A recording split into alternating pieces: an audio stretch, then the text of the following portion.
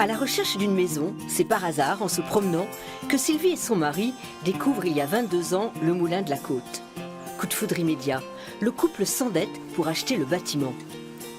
Aujourd'hui, le moulin accueille des chambres d'hôtes et Sylvie surprend toujours ses visiteurs quand elle leur relate les débuts de son aventure.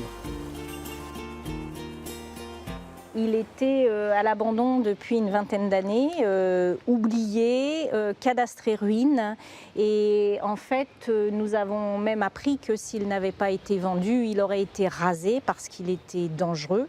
Il y avait nombre de personnes qui venaient pour piller, qui donc ont accentué la dégradation. Quant à la roue à aubes, elle gisait, bancale, au fond de la rivière. On voulait qu'elle tourne, puisque c'était important pour nous, pour l'âme du moulin, qu'elle tourne. Donc en fait, nous avons avec difficulté trouvé un artisan qui nous a fabriqué sur mesure ce manchon métallique. Étant rallongé, nous avons pu reposer cet arbre sur ce palier qui nous a été offert pour notre mariage par un propriétaire de moulin de la vallée de l'Eure. Ça a été un de nos plus beaux cadeaux. Les journées des moulins, pour Sylvie, c'est l'occasion de raconter le sauvetage de ce lieu et d'en apprendre un peu plus sur son histoire.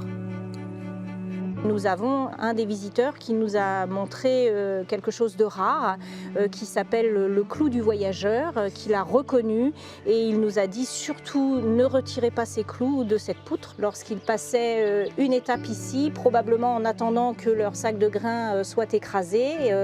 Il devait dormir, je pense, dans les dépendances et donc planter un clou pour symboliser la bonne étape, le bon accueil.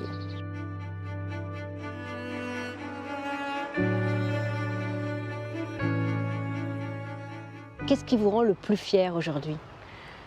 Il n'y a pas de fierté, sincèrement.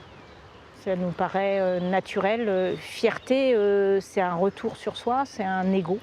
Et il n'y a pas de ça. On est content de l'avoir sauvé et de pouvoir lui promettre un avenir. Cette volonté de sauvegarder le patrimoine, c'est aussi ce qui anime les bénévoles de l'association du Moulin Amour. Entièrement restauré, ce moulin a repris du service grâce à une équipe qui a à cœur de faire revivre le site dans la plus pure des traditions. Dites-moi, plier un sac, c'est tout un art, hein? Normalement, ça faisait partie du travail du meunier, effectivement. Et c'est un véritable meunier qui était là à l'origine de l'association, qui nous a appris à plier des sacs. Mais c'est très difficile. Et un beau sac, bien plié, il se termine comme ça. Ici, outre les différentes manifestations proposées tout au long de l'année, le visiteur découvre d'abord l'activité du meunier. C'est un métier extrêmement difficile, extrêmement difficile. Le meunier ne faisait pas que moudre, il fallait qu'il entretienne ses meules, qu'il entretienne son moulin. Meunier Tudor, c'est une légende, hein, ça ne dort jamais un meunier. Ça ne dort pas, mais ça travaille énormément. Et il faut toujours qu'il y ait du blé dans cette trémie pour écraser. S'il n'y a plus de blé, il y a danger, risque d'incendie, et le moulin va brûler. Donc il a inventé un système d'alarme tout simple.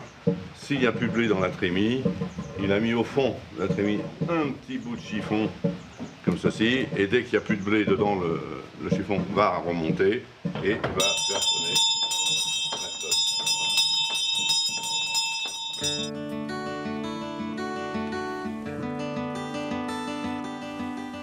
Seul survivant des 17 moulins de la vallée de l'Oison, le lieu doit son nom à son dernier propriétaire, Désiré Amour.